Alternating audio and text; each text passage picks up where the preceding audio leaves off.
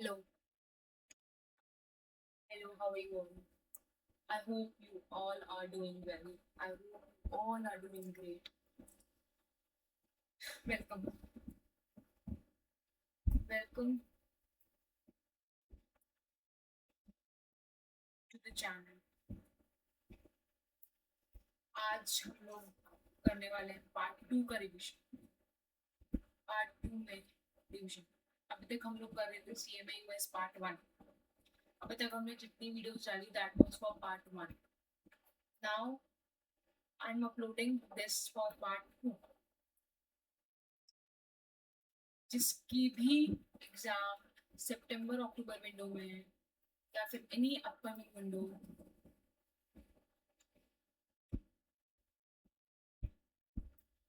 This video is for you. ठीक है, हमारा पार्ट 2 है स्ट्रैटेजिक फाइनेंशियल मैनेजमेंट। जैसा हमारा पार्ट 1 है वैसे सेम हमारा क्राइटेरिया है किसका, पार्ट 2। सो हम लोग क्या करेंगे इसमें, उससे पहले मैं बताती हूँ आप लोगों की रिवीजन कैसी चल रही है। अगर आप सितंबर अक्टूबर का दे रहे हो, एग्जाम दे रहे हो, तो आप लोगों की रिवीजन कैसी चल रही है, हाउ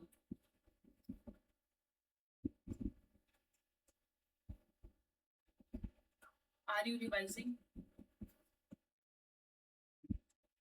डेली और जस्ट प्रोक्रेस्टिनेटिंग।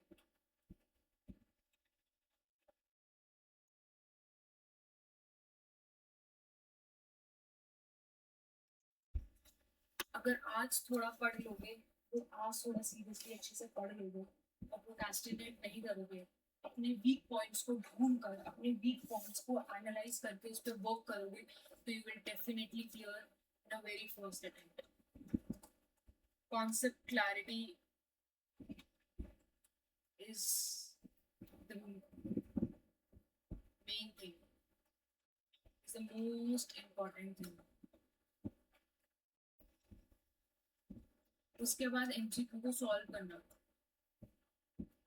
क्या होगा उससे, जो कॉन्सेप्ट रीड करा उसको अप्लाई करना है, उसकी एप्लीकेशन आएगी, क्वेश्चन को एनालाइज करना आएगा कि कैसे एनालाइज करना है उस क्वेश्चन को, जो हमने कॉन्सेप्ट पढ़ा है समझा है उसको इम्प्लीमेंट करना आएगा कि उसको अपने क्वेश्चन के अंदर कैसे इम्प्लीमेंट करते हैं। तो आप लोगों के पास सिर्फ 2 इंपॉर्टेंट काम है। पहला है आपके पास जो मटेरियल है, मटेरियल आपके पास जो भी मटेरियल है उसको रीड करना जिसके अंदर पूरी थ्योरी है। सेकंड, आपको सॉल्व करना है MCQ to get the command over the concept. जो भी हमको क्वेश्चन हमने पढ़ रहे हैं, जो भी हमारे एमसीक्यू है, उस पर क्या करने के लिए, कमांड के लिए, कि हाँ उसको उसको इंटरप्रेट करना आना चाहिए कि क्वेश्चन हमसे क्या पूछ रहा है। वो हमसे नॉर्मल सी बात पूछता है लेकिन हम उसको समझ ही नहीं पाते, हमको पता ही नहीं लग पाता कि वो हमसे पूछ क्या रहा है। कभी कभी क्वेश्चन में नॉट आता है, कभी कभी क्वेश्चन में एक्सेप्ट आता है, कभी कभी क्वेश्चन में कुछ ऐसे वर्ड्स एटलीस्ट आ जाता है। ठीक है, कभी कभी एक्सक्लूडेड आ जाता है, कभी कभी क्या आ जाता है, इंक्लूडेड आ जाता है। ठीक है, तो हमको ये सब को हम अगर हम क्वेश्चन को सॉल्व नहीं करते तो हमें पता ही नहीं चलता कि हमारे में प्रॉब्लम क्या आ रही है। हमारे क्वेश्चन को सॉल्व करते टाइम हमारी प्रॉब्लम क्या आ रही है, हम कहाँ फेस कर रहे हैं। हमने पढ़ तो लिया अच्छे से, हमने मटेरियल रीड कर लिया, हमने थ्योरी को रीड कर लिया, लेकिन हमने उसको पता भी हमारा क्या है, लेकिन हमको उस क्वेश्चन को ध्यान से नहीं पढ़ा। अगर हम 4-5 क्वेश्चंस को पढ़ लेंगे जिसका आंसर है नॉट, तो जब हम एग्जाम में या फिर बाद में जब एक फाइनल रिवीजन करेंगे तो हमको याद रहेगा कि इसमें क्या इंपॉर्टेंट है, वर्ड नॉट। क्यों, कभी आप जब भी क्वेश्चन करोगे कभी कभी आप नॉट को नहीं देखोगे, फटाफट क्वेश्चन पेपर के जब हम क्वेश्चन कर रहे होते हैं एग्जाम में तो हमको क्वेश्चन पढ़ने की बहुत जल्दी होती है, तो उसको ढंग से नहीं पढ़ते। कभी हम उसमें से नॉट पढ़ना भूल जाते हैं, कभी एक्सेप्ट पढ़ना भूल जाते हैं, कभी एटलीस्ट कुछ भी पढ़ना भूल जाते हैं। लेकिन जैसे जैसे हम क्वेश्चन की प्रैक्टिस करते हैं, जैसे जैसे हम क्वेश्चन की क्या करते हैं, प्रैक्टिस करते हैं, वैसे वैसे हम उस क्वेश्चन को ध्यान से जब पढ़ते हैं तो हमें पता चलता है हमारा क्वेश्चन रॉन्ग क्यों हुआ।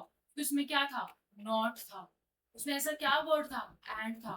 उसमें ऐसा क्या वर्ड था, एटलीस्ट वर्ड था।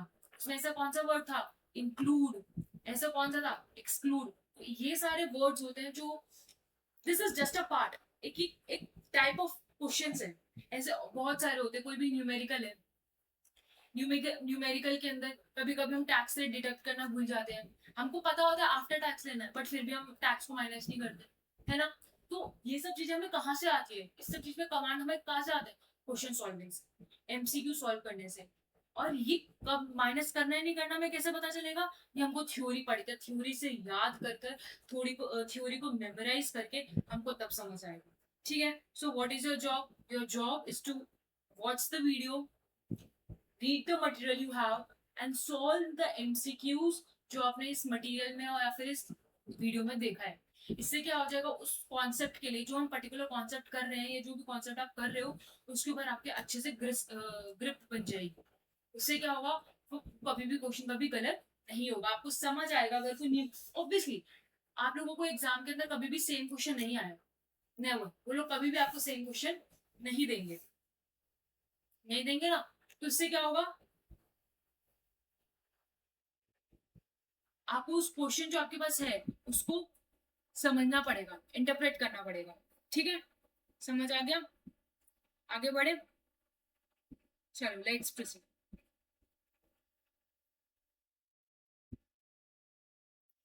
चलो, हम लोगों ने स्टार्ट किया फर्स्ट के लिए कॉर्पोरेट फाइनेंस, जो हमारे का सबसे ज्यादा टेक्निकल बोलते हैं सब लोग कि बहुत ज्यादा टेक्निकल है, बहुत ज्यादा टफ है, समझ नहीं आया, ये वो बहुत चीजें बोलते हैं। उसका एक क्वेश्चन उठाते हैं, a very small question and a very interesting question जो हमारे डेली लाइफ में अप्लाई करते हैं, एंड उसको क्या करते हैं, समझते हैं, फिर उसके क्वेश्चंस देखते हैं। नेक्स्ट मैंने उठाया है इसका सबसे first part, that is raising capital and capital market.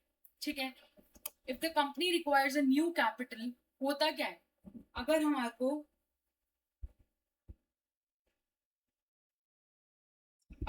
को अपनी हमने कोई बिजनेस शुरू करना है, हमको अपना बिजनेस क्या करना है, स्टार्ट करना है, और हमारे पास उसके लिए पैसे नहीं है, वी डोंट हैव मनी, हम लोगों को उसको करने के लिए हमारे पास क्या नहीं है, पैसे नहीं है। तो हम क्या करते हैं, पैसा कहाँ से लेते हैं, या तो आउटसाइड लेते हैं, बाहर से पैसा लेते हैं, या कोई इंटरनल मेंबर से पैसा लेते हैं। इस पूरे चैप्टर में हम पढ़ेंगे यही सब, कि जब हम अपना कोई भी new company, new business, new company शुरू करते हैं, या फिर अपनी कंपनी को एक्सपैंड करने के लिए, आगे बढ़ाने के लिए हमें पैसा चाहिए होता है, तो हम कहाँ कहाँ से फंड्स ले सकते हैं, कहाँ कहाँ से पैसा ले सकते हैं, इसको हम पढ़ते हैं रेजिंग कैप, इस वाले टॉपिक में, that is rising capital and capital market, raising capital and capital market. देखो, if a company requires a new capital such as capital for capital expansion, उसको पैसा चाहिए किस लिए, कैपिटल एक्सपेंशन के लिए, अपना बिजनेस को क्या करने के, एक्सपैंड करने के लिए। It has several sources of capital, वो अलग अलग जगह से पैसा ले सकता है, कहाँ से, रिटेन्ड अर्निंग से, जो अपना पैसा है, प्रॉफिट कमाया है, उसको डिस्ट्रीब्यूट ना करे, बल्कि क्या कर ले उससे, उसको अपने ही बिजनेस में लगा दे, रिटेन्ड अर्निंग। कमर्शियल बैंक्स में से पैसा लेना, जो हमको किस पे लोन कर देता है, इंटरेस्ट पे लोन लेना, फिर हमें इंटरेस्ट पे करना होता है। लीज फाइनेंसिंग, हम एसेट्स को बाय नहीं करते, बल्कि क्या करते हैं, इजी भाषा, इजी लैंग्वेज में बोले तो हम उसको रेंट कर लेते हैं, जिससे हम क्या करते हैं, हम एसेट्स को बाय नहीं करते, बल्कि हम एसेट्स को क्या कर लेते हैं, रेंट कर लेते हैं कुछ टाइम को यूज करने के लिए। नेक्स्ट है हमारे पास वेंचर कैपिटलिस्ट, इसका क्या मतलब होता है, जब हमारा कोई न्यू बिजनेस होता है, जैसे स्टार्टअप्स वगैरह होते हैं, कोई न्यू बिजनेस जिसके अंदर हाई ग्रोइंग पोटेंशियल होती है, हाई ग्रोथ पोटेंशियल होती है, जो बड़ा ग्रो हो सकता है, जिसके अंदर है पोटेंशियल, उसमें कुछ लोग क्या करते हैं, अपना पैसा पैसा इन्वेस्ट करते हैं। ठीक है, उससे उनको क्या मिल जाती है, ओनरशिप मिल जाती है, क्या मिल जाती है उससे उनको, ओनरशिप मिल जाती है। ठीक है, ये हम पढ़ेंगे चार चीजें, 4 टॉपिक्स आज, ठीक है, इस वाली वीडियो में, इन दिस वीडियो,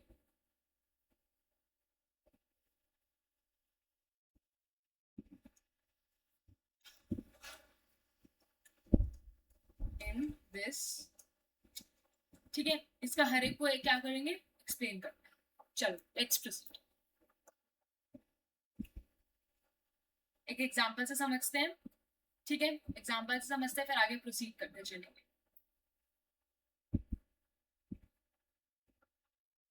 चलो, हमारा टॉपिक है raising capital in privately held companies. ठीक है, चलो प्रोसीड करते हैं विद एन एग्जांपल।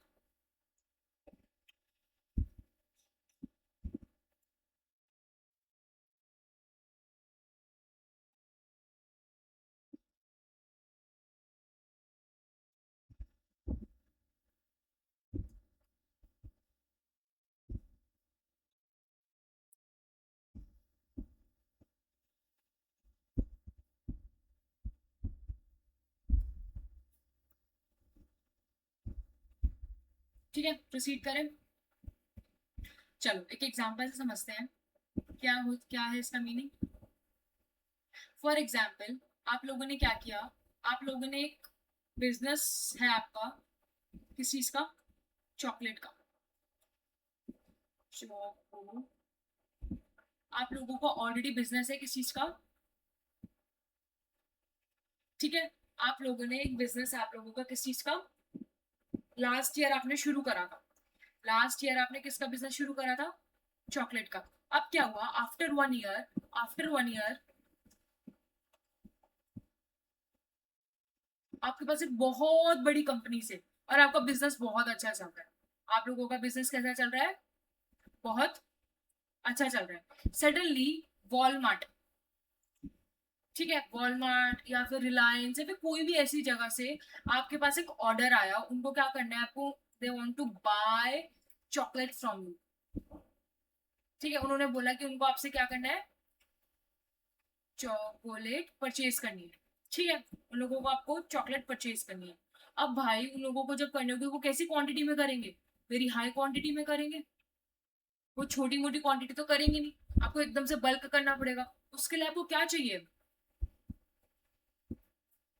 आपको लिए हाई मशीन्स चाहिए, हाई न्यू पावर मशीन्स चाहिए, चाहिए नहीं चाहिए, मशीन्स चाहिए। आपको एक अपनी फैक्ट्री चाहिए बड़ी सी, जिसके अंदर आप सेटअप कर सको। अब वो आपके पास नहीं है। इन सब चीज के लिए कितने पैसे लगेंगे, ऑलमोस्ट 2 करोड़। ठीक है, अब ये सब आपके पास नहीं, तो अब क्या करोगे, वॉट विल यू डू। अब आप क्या करोगे, वॉट विल यू डू। आपका एक चॉकलेट का बिजनेस है, दोबारा समझो ये इलस्ट्रेशन क्या कह रही है, क्वेश्चन क्या कह रहा है। आपने लास्ट ईयर एक चॉकलेट का बिजनेस शुरू करा था, आपने कोई भी एक्सरसाइज बिजनेस लास्ट ईयर शुरू करा था। ठीक है, आप लोगों का बिजनेस बहुत अच्छा चल रहा है, you are making profit and everything बहुत बढ़िया चल रहा है। फिर क्या हुआ, आउट ऑफ नोवेयर एकदम से एक बड़ी कोई भी वॉलमार्ट, रिलायंस और 24/7 वगैरह ऐसी कंपनीज आई, उन्होंने आपसे एक ऑर्डर किया कि हमें चॉकलेट्स चाहिए। जब ऐसी बड़ी कंपनीज ऑर्डर करेंगे तो वेरी ह्यूज क्वांटिटी होगी, बहुत ज्यादा क्वांटिटी होगी। ठीक है, उसके लिए आपको बहुत ज्यादा क्वांटिटी प्रिपेयर करनी पड़ेगी, उसके लिए आपको बहुत मशीन्स चाहिए, उसके लिए स्टोरेज के लिए जगह चाहिए, फैक्ट्री मशीन्स लगाने के लिए फैक्ट्री वगैरह चाहिए, चाहिए नहीं चाहिए, चाहिए। अब आपके पास वो सब नहीं है, उसके लिए आपने देखा, आपने एस्टिमेट करा आपका कितने का बजट आया, आपको एटलीस्ट 2 करोड़ चाहिए ही चाहिए ये सब करने के लिए। अब आप क्या करोगे, वॉट विल यू डू। ठीक है, अब आप सोच रहे होंगे कि हम लोग बाहर से पैसा ले लेते हैं।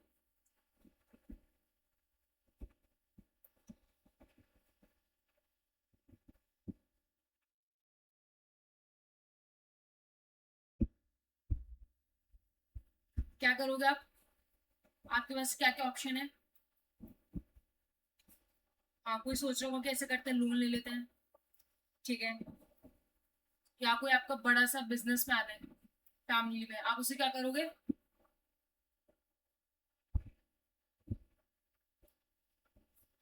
आप लोन ले लोगे। नेक्स्ट क्या करोगे, किसी फैमिली मेंबर से पैसा बोरो कर लोगे। ये कर सकते हो ना, आपका कोई बहुत बड़ा फैमिली मेंबर है, आप उससे पैसा क्या कर सकते हो, बोरो कर सकते हो। और क्या कर सकते हो, कोई ऐसा आप इन्वेस्टर ढूंढ सकते हो कि भाई वो तुम्हारे काम में पैसा लगा दे, तुम्हारे बिजनेस में पैसा लगा दे। और क्या कर सकते हो, आप मशीन्स को क्या कर सकते हो, अगर हम खरीद नहीं सकते तो मशीन्स को रेंट कर सकते हैं कुछ टाइम के लिए, कि जितने टाइम में हमको लग रहा है कि हाँ ये सब हमारा प्रोडक्शन 6 मंथ्स में हो जाएगा, 7 मंथ्स में हो जाएगा, या 1 ईयर में हो जाएगा, तो हम उसके लिए क्या कर सकते हैं, मशीन्स को रेंट कर सकते हैं। ठीक है,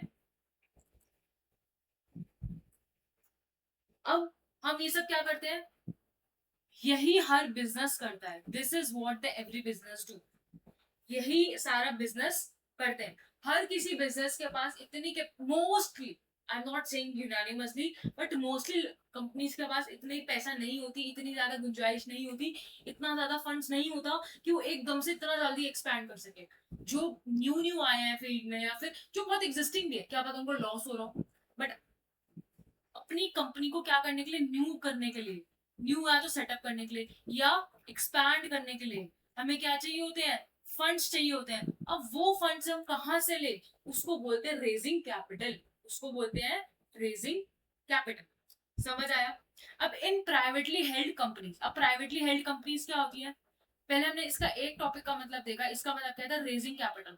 अगर हमारे को कोई न्यू वेंचर खोलना है, सॉरी न्यू अपनी कंपनी खोलनी है या हमें एक्सपैंड करना है अपना बिजनेस, तो उसके लिए हमें पैसा चाहिए। वो पैसा कहाँ से आ सकता है? लोन से आ सकता है, हम अपने फैमिली मेंबर से ले सकते हैं, कोई बाहर से इन्वेस्टर ले सकते हैं, मशीन रेंट कर सकते हैं, या फिर हम क्या कर सकते हैं, अपने जो शेयर उसको क्या कर सकते हैं, पब्लिकली इशू कर सकते हैं। ये कर सकते हैं ना, बाहर से हम आईपीओ निकाल दे, वो कर सकते हैं, बाहर से पैसा ले सकते हैं। तो ये सारे प्रोसेस को बोलते हैं रेज करना। हम अपना पैसा कैसा जनरेट करेंगे, रेज करेंगे, इसको बोलते हैं रेजिंग कैपिटल। समझ आ गया? आई गेस समझ आ चुका है अच्छे से। ठीक है, अब हमारा टॉपिक है लेकिन जो आप आज पढ़ेंगे that is raising capital in privately held companies. अब प्राइवेट कंपनीज क्या होती हैं? What is the meaning of private companies? What is the meaning of private companies? Private companies क्या होती है? क्या होती है प्राइवेट कंपनीज? जिनके जो शेयर्स होते हैं वो पब्लिकली लिस्टेड नहीं होते, वही होती है ना। जब जिनके शेयर्स पब्लिकली लिस्टेड ही नहीं है, लोगों के पास नहीं है, तो कहां से पैसा लेगी? या तो अपना ही पैसा लगाएगी, रिटेन अर्निंग्स, जो उसने पैसा कमा रखा है, ठीक है, उसमें से क्या करेगी? वो लोगों को, अपने शेयर होल्डर्स को क्या नहीं देगी? कंपनी के क्या नहीं देगी? प्रॉफिट नहीं देगी। क्या करेगी? वो प्रॉफिट नहीं देगी। जब वो प्रॉफिट नहीं देगी तो क्या करेगी? जिसका पैसा है उसको किस में इन्वेस्ट कर देगी? उसको इन्वेस्ट कर देगी, है ना। नेक्स्ट कहां से ले सकती है वो पैसा? बैंक में से लोन सकते, कमर्शियल बैंक में से लोन ले सकती है इंटरेस्ट रेट पे। कमर्शियल बैंक से क्या ले सकती है वो?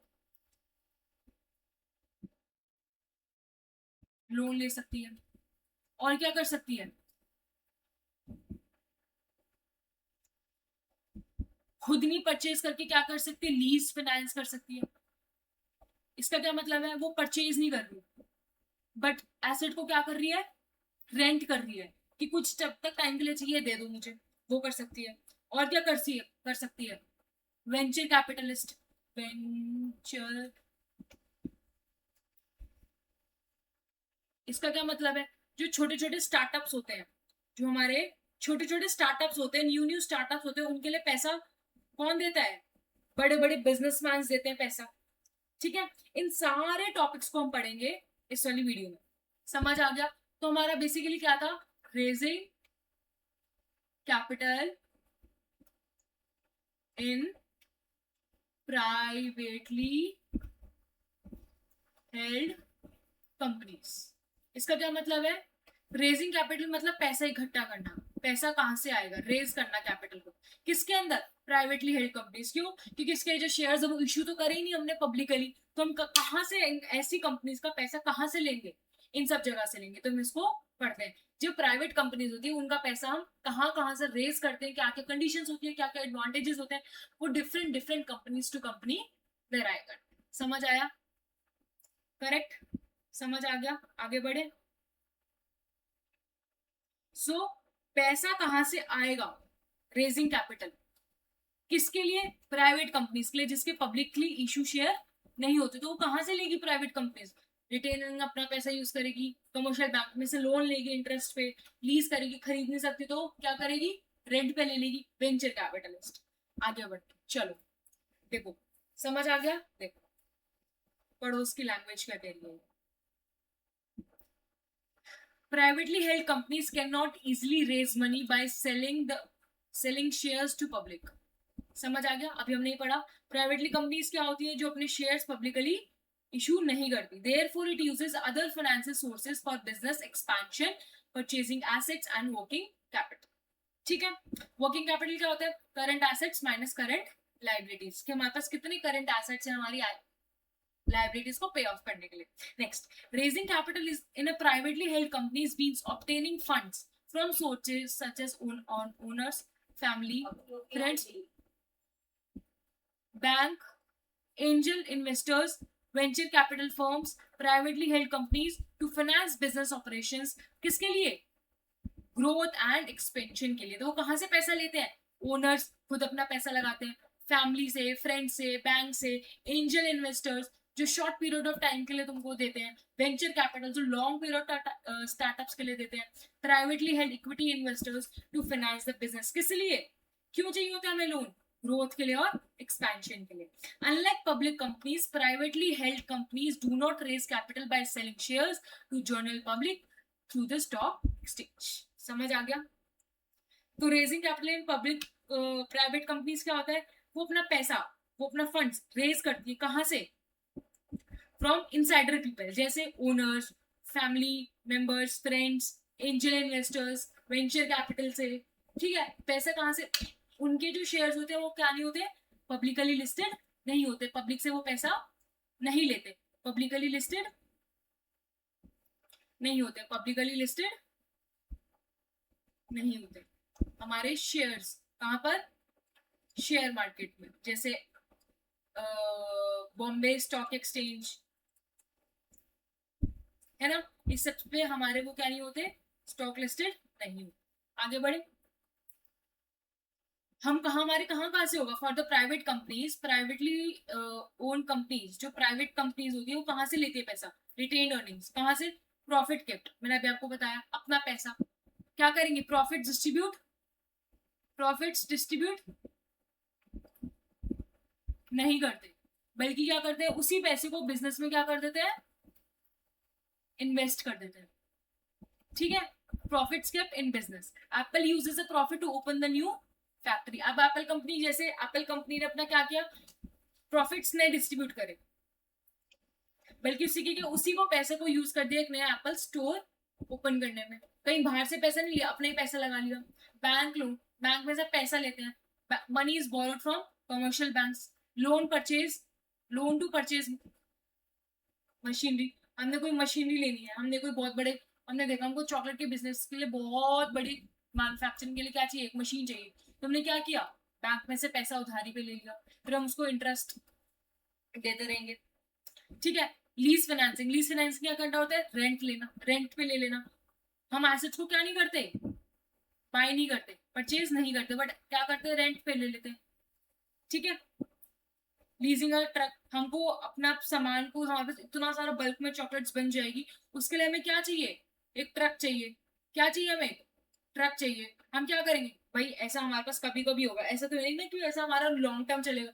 लॉन्ग टर्म चलेगा तो देखेंगे, इतने हमें को 2 महीने के लिए, 1 साल के लिए चाहिए, तो हम क्या करेंगे, एक ट्रक कंपनी के पास जाएंगे और बोलेंगे भाई आपके पास ट्रक है, आप हमको अपना प्लीज ट्रक क्या दे दो, लीज पर दे दो, रेंट पर दे दो फॉर अ ईयर, हम उसकी आपको पेमेंट करते रहेंगे। ठीक है, नेक्स्ट वेंचर कैपिटल, ये किसके लिए होता है, प्रोफेशनल इन्वेस्टर्स होते हैं, किसके लिए होता है ये, स्टार्टअप्स के लिए होता है। किसके लिए होता है, स्टार्टअप्स के लिए होता है, जो न्यू न्यू स्टार्टअप्स होते हैं उसके लिए, छोटे स्टार्टअप्स होते हैं उसके लिए। रिसीव्स फंडिंग, ठीक है। इशू कैपिटल क्या करता है, अपनी ओनरशिप दे देता है, क्या करता है, अपनी ओनरशिप दे देता है। वेंचर, इसके अंदर क्या होता है, अपना स्टेक दे देता है वो, कि अगर 100 में से कुछ परसेंट आप ले लो, 20% ले लो, उसके जगह हमें क्या दे दो, पैसा दे दो। कॉमन इशू, इशू कॉमन और प्रेफरेंस स्टॉक। ठीक है, आगे बढ़ते हैं। कमर्शियल बैंक, हमारा पहला है, क्या है, कमर्शियल बैंक, क्या है, ठीक है। कमर्शियल बैंक में क्या होता है, हम जाते हैं बैंक के पास। अब जैसे फॉर एग्जांपल,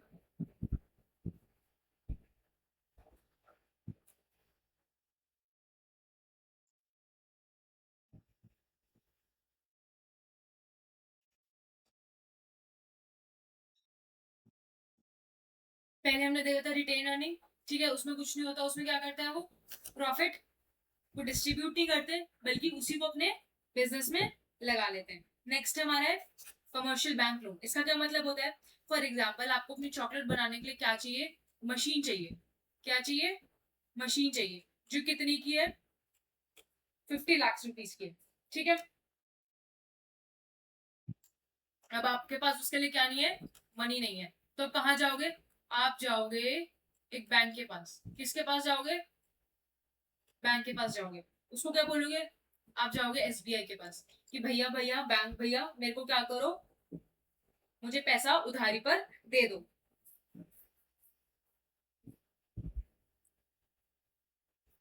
ऐसे करो, आप ऐसे करो, मुझे थोड़ा सा पैसा उधारी पे दे दो, कितना चाहिए, 50 लाख रुपीज। अब बैंक बोलेगा ठीक है, ओके, लेकिन बैंक बोलेगा अगर तुम, उसने बैंक उधारी पे दे दिया, क्या सॉरी उसने पैसे क्या करे, उधारी पे दे दिए।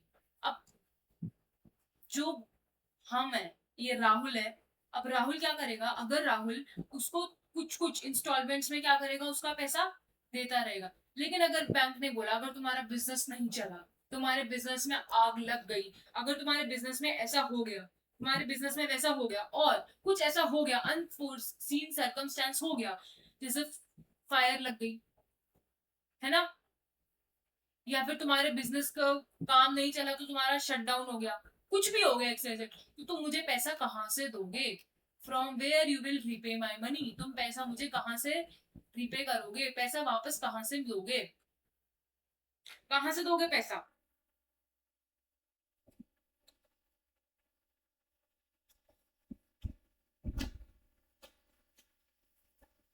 कहाँ से दोगे पैसा, तो मेरे पास जब पैसा ही नहीं है खरीदने का, और अगर तुमने मेरे को रीपे भी नहीं कर पाए, तुम्हारा बिजनेस नहीं चला, तुमको उससे मिला नहीं पैसा, तुम्हारे पास उसका पैसा नहीं आया, तो तुम मुझे रीपे कैसे करोगे, वो वापस जो तुमने मेरे से पैसा लिया उसको वापस कैसे करोगे मुझे।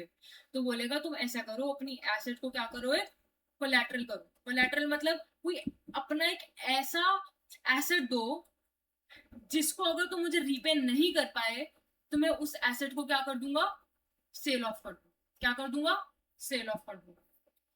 ठीक है, तो उसने बोला ठीक है ओके।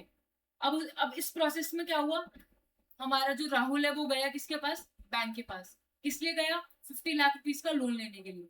किसके पास गया, बैंक के पास। उसने बोला ओके, फिर उसने बोला, लेकिन फिर बैंक ने बोला ठीक है तुम इससे ले लो, लेकिन उसने बैंक ने बोला अगर तुम इसको रीपे नहीं कर पाए, तुम इसको वापस नहीं कर पाए, तो मुझे पैसा कहाँ से वापस करोगे। तो उसने बोला उसके लगा मुझे कोलैटरल एसेट दो, मुझे कुछ ऐसी चीज दो, मुझे कैसा एसेट दो, अगर कि तुम, अगर ये तुम नहीं रीपे गए, वापस नहीं कर पाए, तो मैं ऐसा एसेट जिसको मैं अपना उस चीज को बेचकर मैं क्या कर सकूं, अपना पैसा रिकवर कर सकूं। उसने बोला ठीक है तुम मेरी कार जो है उसको क्या कर लो, लेटर पे रख लो, कि अगर मैं बाई चांस अगर पैसे 50 लाख रुपए रीपे नहीं कर पाया, तो तुम मेरी कार बेच देना, तुम मेरा घर बेच देना। तो वो कोई भी एसेट को क्या रख देता है, कोलेटरल रख देता है। तो बोलते अगर मैं वो नहीं पे कर पाया तो तुम उसको बेच देना और उसकी जगह अपना पैसा रिकवर कर लेना। ठीक है, तो कमर्शियल बैंक क्या होता है, commercial bank provides long term loans businesses for purchasing fix assets for business expansion. या तो फिक्स एसेट्स परचेज करने के लिए, किसके लिए, बिजनेस एक्सपेंशन के लिए हम क्या लेते हैं, लॉन्ग टर्म लोन लेते हैं। लॉन्ग टर्म होता है तो फिर मोर देन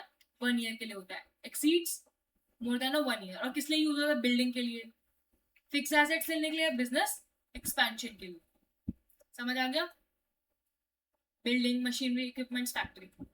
डन, आगे बढ़े। अब देखो मैंने बताया था, उसने बोला कि अगर तुम मेरा सामान रीपे नहीं कर पाए, तुम मेरा अगर 50 लाख रुपीज रीपे नहीं कर पाए, तो मेरी क्या रख लो, कार कोलैटरल पे रख लो। ठीक है, अगर मैं रीपे नहीं कर पाया तो मेरी क्या करना, मेरी कार को क्या कर देना, सेल कर देना, और उससे पैसा क्या कर लेना, रिकवर कर लेना, उससे पैसा क्या करना, रिकवर कर लेना। ठीक है, देखो क्या, it is an asset pledged as a security, security के लिए, कि अगर वो नहीं कर पाया तो उसको क्या है, उसके लिए क्या है, वो सिक्योरिटी अगेंस्ट द लोन जो उसने लिया है, कितने का, 50 लाख रुपए का। If the borrower fails to repay the bank sell the collateral.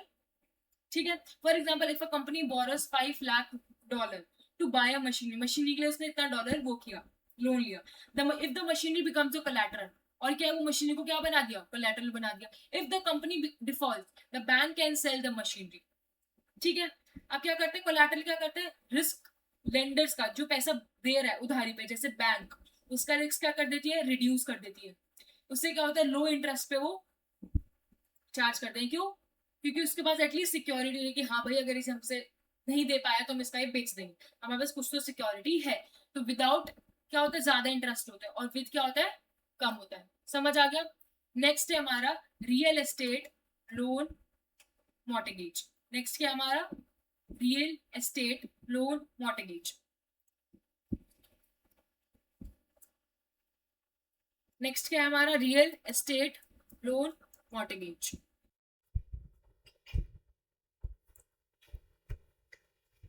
हम लोगों ने यहाँ तक कोलैटरल तक कर लिया था। नेक्स्ट टॉपिक है हमारा रियल एस्टेट मॉर्टगेज लोन। इसका क्या मतलब है, रियल एस्टेट मॉर्टगेज लोन का, real estate loan mortgage.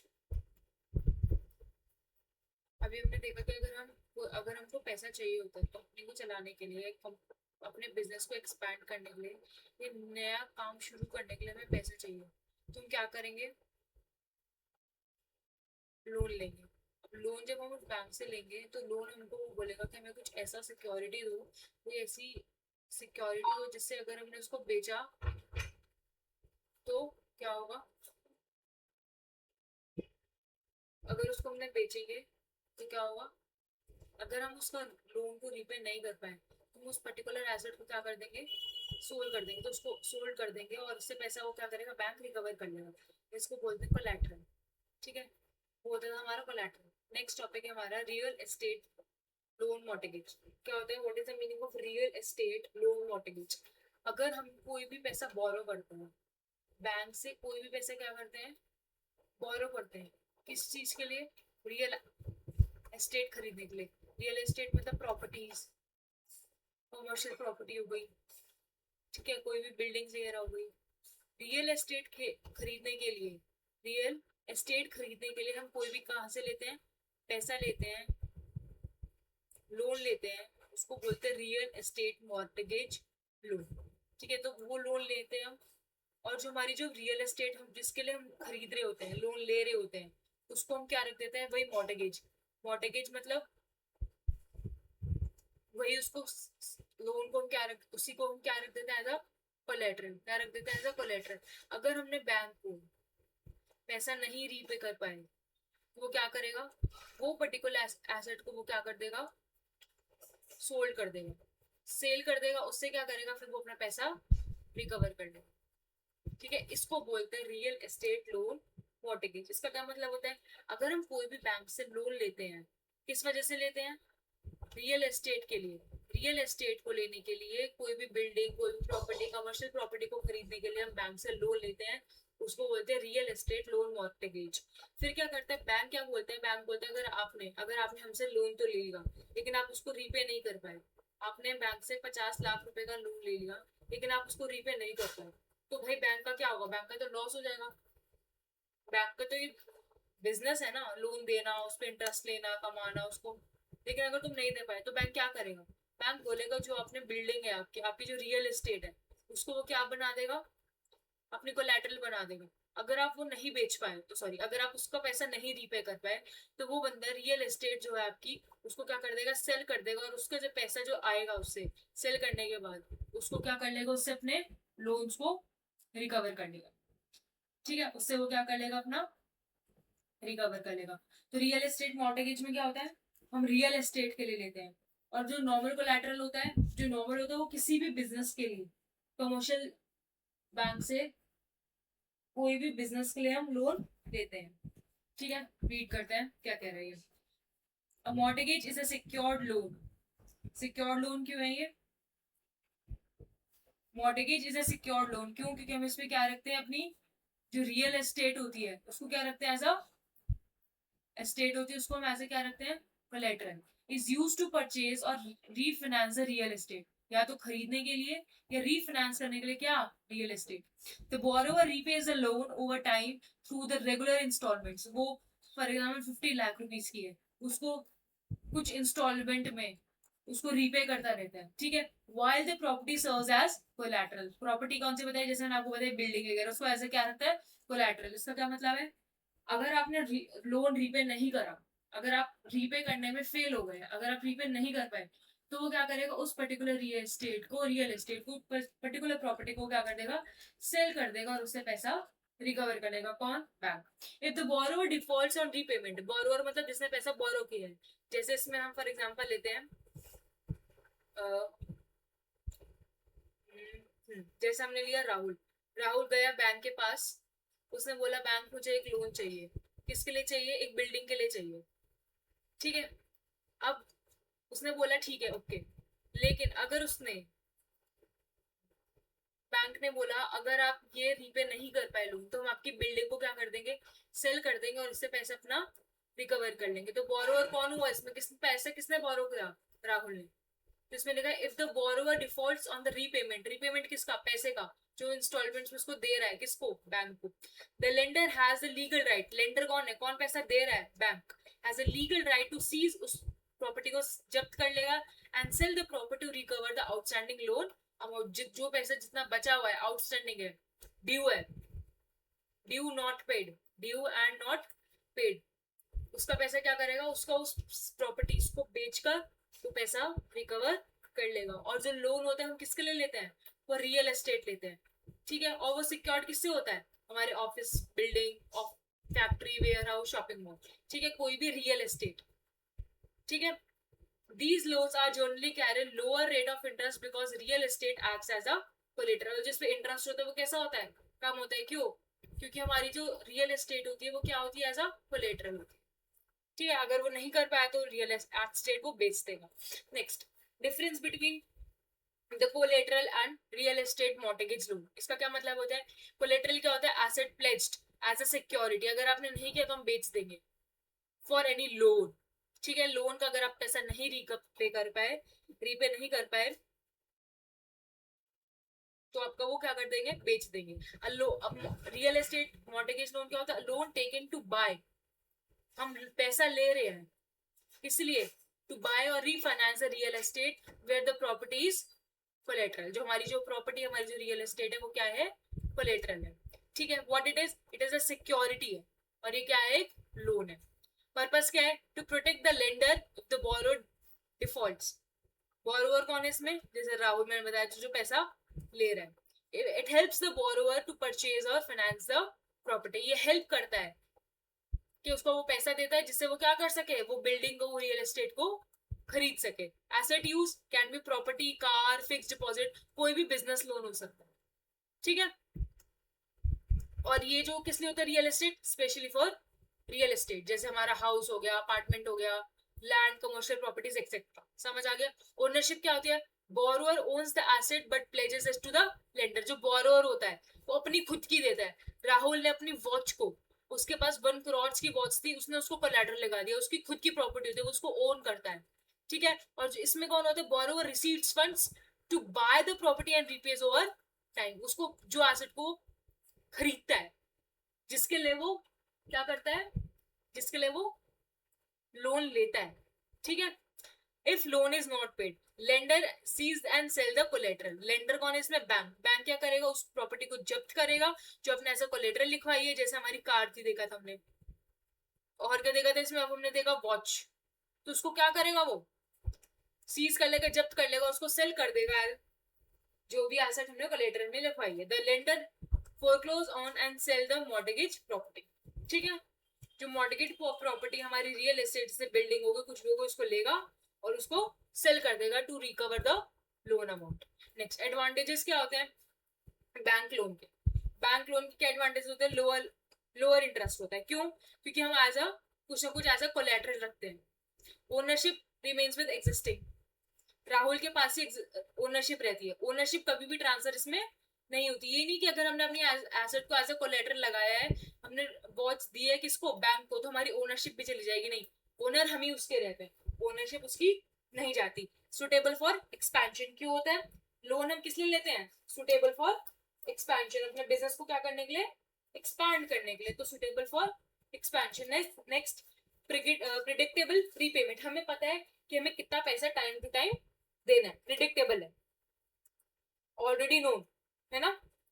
Next, disadvantages क्या है, इंटरेस्ट मस्ट बी पेड, हमें क्या देना पड़ेगा, इंटरेस्ट देना पड़ेगा, 6% पे कर रहे हैं, 7% पे कर रहे हैं हमारे प्रिंसिपल अमाउंट के उस पे। फिक्स रीपेमेंट ऑब्लिगेशन, कि हमें हर बार 1 लाख रुपए तो देना ही देना है, प्लस इंटरेस्ट देना है, ये देना ही देना है, ठीक है, फिक्स्ड रीपेमेंट।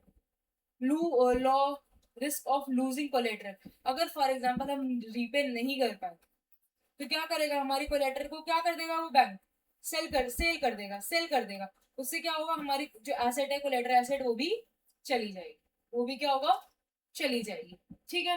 तो क्या कोलेटरल इज अ सिक्योरिटी होती है हमारी, जिसके लिए हम लोन पे जब हम लेते हैं तो वो हमारी सिक्योरिटी होती है। Mortgage is a loan by a real estate के लिए होता है, ये एनी बिजनेस लोन के लिए हो सकता है, ठीक है, जो हमारा कोलेटरल होता है वो हम किसी भी एनी बिजनेस लोन, और मॉर्गेज लोन में क्या हम रखते हैं as a real estate. The collateral can be many different types asset while mortgage is always involve real estate. Different type of assets. इसका क्या मतलब है? हम कोलेटरल में अपनी वॉच को भी रख सकते हैं, कार को भी रख सकते हैं, किसी बिल्डिंग को भी रख सकते हैं, हाउस को भी रख सकते हैं, किसी भी चीज को रख सकते हैं. लेकिन रियल एस्टेट के लिए हम किसको रखते हैं? हमेशा रियल एस्टेट में लोन मॉर्गेज के अंदर हमेशा किसको रखते हैं कोलेटरल? हमेशा रियल एस्टेट को. कमर्शियल प्रॉपर्टीज हो गई, कोई बिल्डिंग हो गई, कोई लैंड हो गई, कोई शॉपिंग सेंटर्स हो गए, उन सबको. ठीक है. The property of mortgage serve as a collateral. ठीक है. जो प्रॉपर्टी होगी मॉर्गेज में, जैसे हमारी लैंड हो गई, हमारी बिल्डिंग हो गई, वो ही क्या होती है? हमारी कोलेटरल होती है. समझ आ गया? आगे बढ़े. नेक्स्ट इसका एग्जांपल देखो, बहुत इजी है. Rahul wants to buy an house. पहले मॉर्गेज लोन का. मॉर्गेज लोन अभी हमने पढ़ा क्या होता है? जो हम लोन देते हैं किस लिए? Mortgage loan. हम लोन लेते हैं किस लिए? टू फाइनेंस, टू रीफाइनेंस, और किस लिए? Purchase the real estate. इसलिए लेते हैं to purchase the real estate. ठीक है. इसके लिए लेते हैं. अब क्या कह रहे हैं?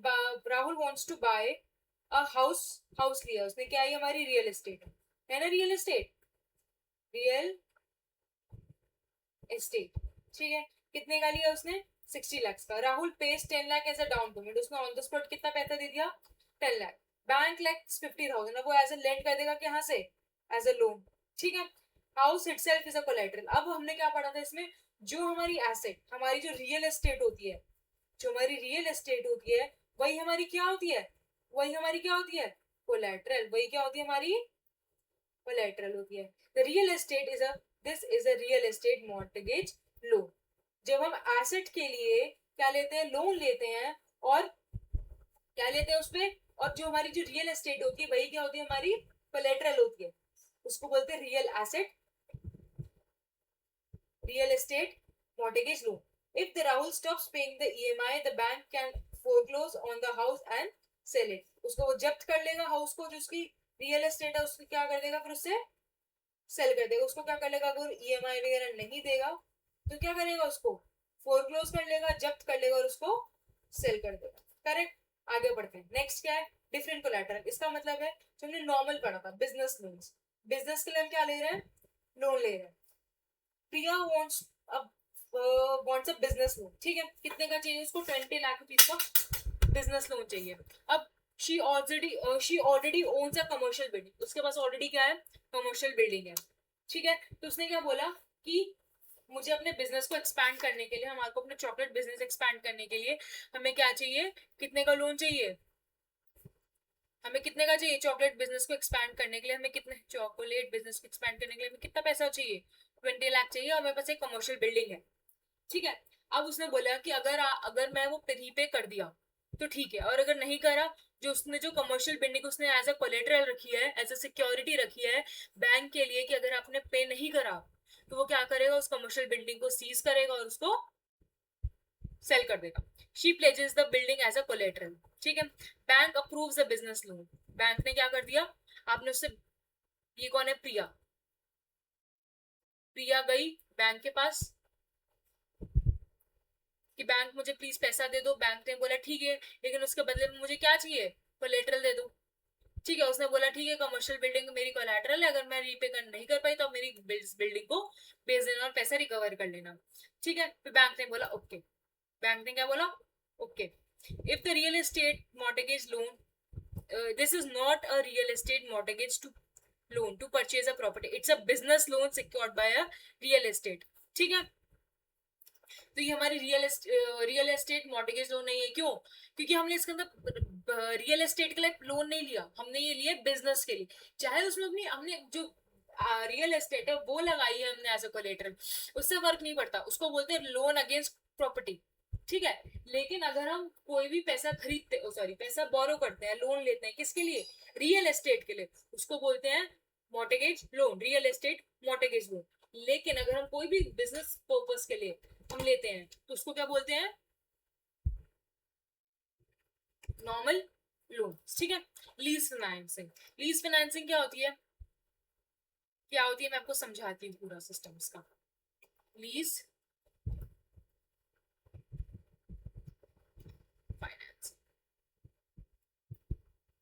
ठीक है, होता क्या है अब देखो, फॉर एग्जाम्पल हम अभी पीछे एक एग्जाम्पल पढ़े थे, चॉकलेट का बिजनेस पढ़े थे ना। हमारे पास क्या है, एक चॉकलेट का, चॉकलेट, चॉकलेट का बिजनेस है, ठीक है। वो कितने का है, वो कहाँ पर है हमारा जो चॉकलेट का बिजनेस है, वो बहुत बढ़िया चल रहा था, हमने लास्ट ईयर शुरू करा था, वो बहुत बढ़िया चल रहा है। फिर उसके बाद क्या है वो, लेकिन अब एकदम से आउट ऑफ नोवेयर हमारे पास वॉलमार्ट और ऐसे बड़े बड़े 24/7 वगैरह के यहाँ से ऑर्डर आ गया कि हमें क्या चाहिए, चॉकलेट्स चाहिए, चॉकलेट्स चाहिए, ठीक है। अब इसको बनाने के लिए हमें क्या चाहिए, बहुत सारी मशीनरी चाहिए। क्या क्या चाहिए हमें, मशीनरी चाहिए, हमें फैक्ट्री चाहिए, ठीक है, हमें अलग अलग चीजें चाहिए। और क्या चाहिए, हमें ट्रक्स वगैरह चाहिए, ट्रांसपोर्ट लॉजिस्टिक्स वगैरह के लिए। और हमें क्या चाहिए, हमें अलग अलग इक्विपमेंट्स चाहिए, चाहिए नहीं चाहिए, वो सब चाहिए। हमें ये सब इन सब की क्या है, रिक्वायरमेंट है, चाहिए। अगर हम देखें ओवरऑल इन सब चीज की, फिर इसमें सिर्फ एक एग्जांपल हो मशीनरी, कोई ऐसी मशीनरी है जिसके अंदर मोल्ड वगैरह सब कुछ है, बस हम इसमें इनपुट डालते हैं, बैटर डालते हैं, उससे हमारे पास चॉकलेट बनी हुई आ जाती है। फिर वो डायरेक्टली कहाँ चली जाती है, रेफ्रिजरेट हो जाती है, रेफ्रिजरेटर में चली जाती है, ठीक है। ये ऐसी मशीन है कि हम उसमें मटेरियल, रॉ मटेरियल डालते हैं, मतलब चॉकलेट का वो बैटर डालते हैं, जैसे हम डालते हैं वो चॉकलेट की शेप में ले लेते हैं, और फिर वो डायरेक्टली रेफ्रिजरेटर में चली जाती है, ठीक है। ये हमारा ऐसा प्रोसेस होता है उस मशीन का। ये मशीन जो है वो 1 करोड़ की है, कितने की है, 1 करोड़ की। अब होता क्या है, लेकिन जब अब हमारे पास इतना पैसा नहीं है, अब हमारे पास इतना पैसा नहीं है, तो हम क्या करेंगे, जो ये मशीनरी बनाते हैं या कोई भी ऐसी उसके पास जाएंगे, शॉपकीपर के पास जाएंगे जो ये मशीनरी क्या करता है, रेंट पे देता है, क्या करता है, रेंट पे देता है। उससे क्या होगा, अब हम बोलेंगे कि देखो ये सब करने में हमको ऑलमोस्ट 1 ईयर लग जाएगा, और हमारे पास अभी इतना फंड्स नहीं है कि हम इसको परचेज कर सके। तो हम क्या करते हैं, उस एसेट को किस पे ले लेते हैं, रेंट पे। और रेंट हमारे को सिर्फ कितना देना होता है, नॉमिनल अमाउंट। हमको रेंट देना होगा सिर्फ समझो 20 लाख रुपीज, है ना, 30 लाख रुपीज, ये सब, करेक्ट। तो क्या हुआ, राहुल गया सोनम पाल के पास, उसने बोला कि भाई देखो मुझे ऐसी मशीन चॉकलेट चाहिए बनाने वाली, तो मुझे प्लीज दे दो, ठीक है। वो क्या करने गया, उसको बोलने गया मुझे बिल्डिंग इसको चाहिए थी, राहुल को चाहिए थी, ये क्या है, चॉकलेट वाला है, चॉकोलेट शॉपकीपर, ठीक है। और ये जो सोनम पाले कौन है, ये कौन बनाते हैं, मशीनरी बनाती है, बनाता है, ठीक है, वही वाली। तो एसेट कौन दे रहा है, सोनम पाल, इसको क्या बोलते हैं, लेसर, जो एसेट दे रहा है। और राहुल कौन है इसमें, लेसी, जो एसेट का बेनिफिट ले रहा है। क्या कर रहा है वो, एसेट का बेनिफिट ले रहा है। ये कौन है, ओनर है, ये कौन है, ओनर है। ये कौन है इसका, यूजर है, इसको बोलते हैं लेसी, इसको बोलते हैं लेसी। जो ओनर होता है, जो अपनी एसेट को देता है रेंट पर, उसको बोलते हैं सोनम, मतलब उसको बोलते हैं लेसर। और जो ले रहा है उसका बेनिफिट, उसको बोलते हैं लेसी, उसको बोलते हैं लेसी। समझ आया। तो लीज फाइनेंसिंग क्या होती है, हम एसेट को खरीदते नहीं है, बल्कि हम एसेट को रेंट पर ले लेते हैं, ठीक है, उसको बोलते हैं लीज फाइनेंसिंग। देखो क्या है, lease financing is a method, क्या है ये, it is a method, lease financing is a method, किसका, method of acquiring the right to use, right to, मैंने बताया सिर्फ किस चीज का राइट है हमारे पास, यूज का, of an asset without purchasing it, सिर्फ हम एसेट को क्या कर सकते हैं, यूज कर सकते हैं। Instead of buying the asset, the user, the lessee, user कौन है, लेसी, इसमें कौन था, राहुल था ना, pays the periodic release payment, rent, rent दे रहा है, हर मंथली कुछ ना कुछ पैसा दे रहा है। ओनर कौन है एसेट का, लेसर, जिसमें कौन था, Sonam Pal, for the right to use the asset for the agreed period, जो हमने बताया था 1 ईयर। समझ आया। द लीज फाइनेंसिंग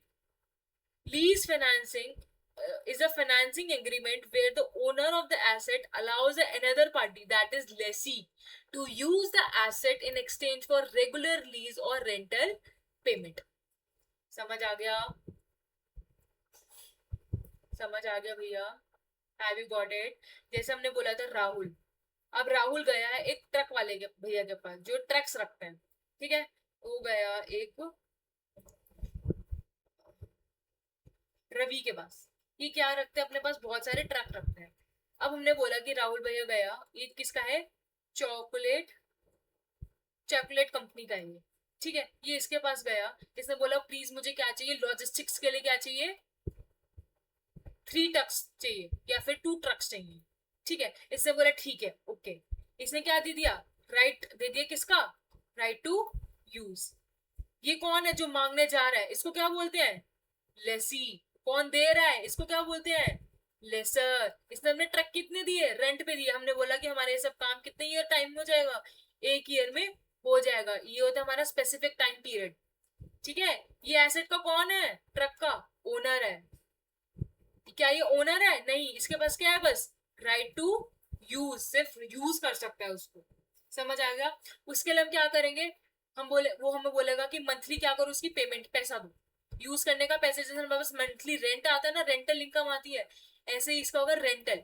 हर महीने क्या देते हैं, हम उसका रेंट देते हैं, ठीक है। कौन सी पार्टीज इन्वॉल्व है, लेसर। लेसर कौन होता है, हमारा रवि, जो एसेट दे रहा है, owner of the asset.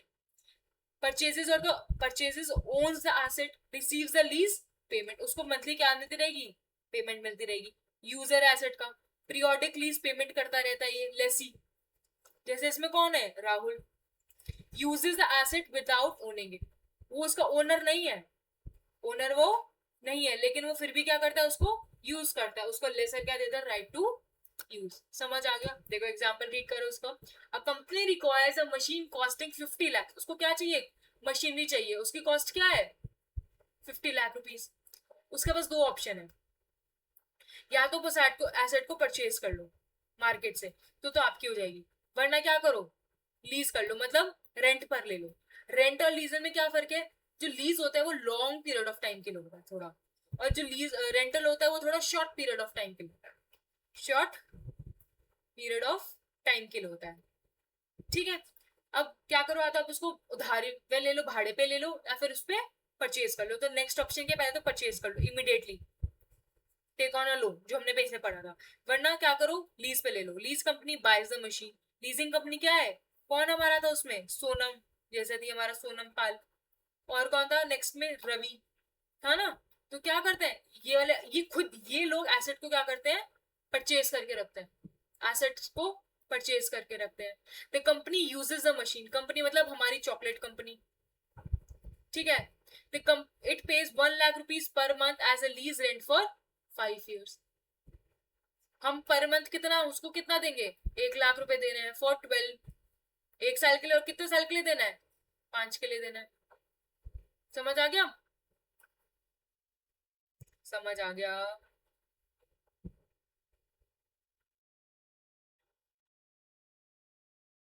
The company gets the use of machine without paying the full or purchase amount in front, एक साथ नहीं देता, अलग से देता है। नेक्स्ट, लीज एग्रीमेंट क्या होता है, it's a contractual agreement. The lessor give right to use of an asset, lessee pay the periodic rental। Lessor क्या करता है, लेसर बोलता है कि आपको राइट टू यूज, आप इस एसेट को यूज कर सकते हो, वो इसको राइट टू यूज देता है। और लेसी क्या करता है, उसको उसके बदले में क्या देता है, पीरियोडिक पेमेंट देता है। अब वो कैसे दे सकता है, मंथली दे सकता है, हर मंथ बोल रहा है। हम ऐसा बोल रहे हैं कि 1 लाख रुपीज पर मंथ, है ना। ऐसे बोल रहे हैं 1 लाख रुपीज क्वार्टरली, हर 3 महीने में हमको 1 लाख रुपए देने हैं, है ना। या फिर 1 लाख रुपीज पर एनम, हर एक साल में कितनी बार देना है, 1 साल में 1 लाख रुपए देने हैं, ठीक है। तो ownership remains with the lessor. Lease payment कैसे कर सकते हैं, मंथली, क्वार्टरली, एवरी मंथ, ठीक है। क्वार्टरली मतलब आफ्टर एवरी 3 मंथ्स, जनवरी फरवरी मार्च, फिर अप्रैल मई जून जुलाई अगस्त सितंबर अक्टूबर नवंबर दिसंबर। एनुअली मतलब ईयरली, इसका क्या मतलब है, ईयरली। पेमेंट्स कैसी होती है, प्रिंसिपल अमाउंट और इंटरेस्ट, जो हमने मूल का पैसा है वो प्लस उस पर इंटरेस्ट लगेगा, जो क्या होता रहता है, वैरी होता रहता है। नेक्स्ट, एडवांटेजेस क्या है,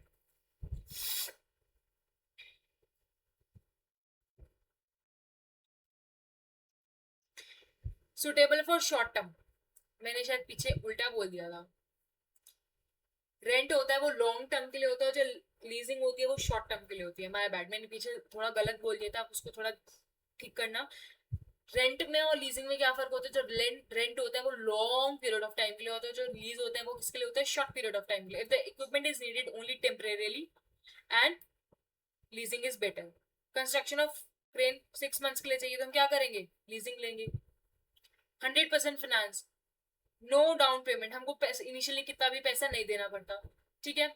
entire asset is finance. Machine cost है इतने की, बैंक से हमने इतना लिया, डाउन पेमेंट हमें इतना देना पड़ेगा. लेकिन लीज के अंदर हमें कोई भी डाउन पेमेंट देना नहीं पड़ता, हम उसके लिए रेंटल देते हैं बस.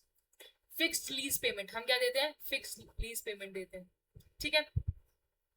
कोई भी इन्फ्लेशन वगैरह होता है उससे हमें कोई भी फर्क नहीं पड़ता, जो एक बार डिसाइड हो गया वही करते हैं. डेप्रिसिएशन टैक्स शील्ड, इसका क्या मतलब है? हम ओनर नहीं है एसेट के, हम ओनर नहीं. अगर आपने पढ़ा हो तो जो हमारा डिप्रिसिएशन होता है वो क्या होता है? टैक्स शील्ड होता है. इसका क्या मतलब होता है? जो भी डेप्रिसिएशन उस पर लगता है, जो भी डेप्रिसिएशन उस पर लगता है उसके ऊपर टैक्स माइनस करके हमें देना होता है. ठीक है. The lessor can claim depreciation. Part of tax is a benefit based on the lessee through the lower lease payment. अगर आपने कभी पढ़ा हो, ये पढ़ाई होगा इस वाले पार्ट में. हम देखते हैं EBIT, हम पढ़ते हैं earning before depreciation interest and tax. Earning before depreciation interest and tax. ठीक है. वो होता है. फिर इसमें से हम इंटरेस्ट माइनस करते हैं. पहले हम क्या करते हैं?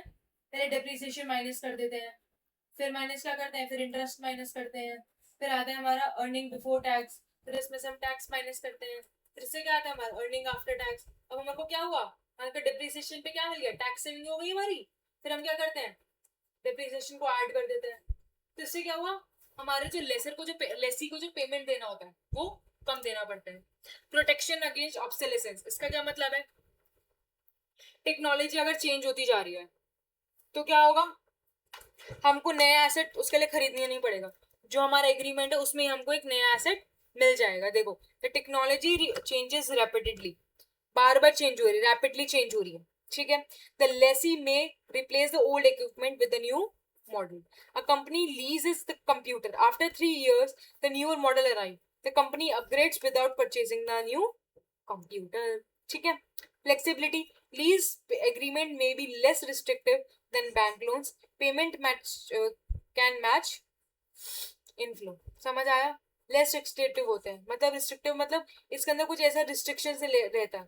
जैसे हमारे उसमें क्या था? कोलेटरल पे रखा हुआ था कुछ भी, तो वो सब हमारे बैंक लोन के तरह इसमें नहीं होता. डिसएडवांटेज क्या आता है? Total high cost. क्या होती है? हाई कॉस्ट होती है. कैसे? कभी कभी ऐसा हो सकता है हमारी जो लीज है वो हमारी टोटल कॉस्ट से भी ज्यादा हो सकती है. ठीक है. जैसे परचेज कॉस्ट है हमारी इतनी, अगर हम परचेज कर रहे हैं तो 1 लाख का, और लीज पेमेंट हमें कितनी देनी है? 1,25,000. तो हमारा 25,000 का क्या हो गया? हमारी लीज कॉस्ट ज्यादा हो गई. ठीक है. नॉन कैंसिलेबल लीज, कभी कभी ऐसा होता है अगर हमारा काम भी खत्म हो गया, फॉर एग्जाम्पल हमने 6 मंथ्स के लिए एग्रीमेंट किया था, लेकिन हमारा जो काम था वो 3 मंथ्स में हो गया. अब हमारे को बचे हुए टाइम में, फॉर एग्जाम्पल इमेजिन करो, एक एज्यूम करो कि हमने जो ट्रक लिया है वो हमने कितने के लिए लिया था? 6 मंथ्स के लिए लिया था. ठीक है. सोनम पाल से राहुल ने ट्रक सोनम पाल से कितने मंथ्स के लिए लिया था? सोनम पाल से 6 मंथ्स के लिए लिया था, लेकिन हमारा जो काम है वो कितने में ही हो गया? 3 मंथ्स में ही कंप्लीट हो गया.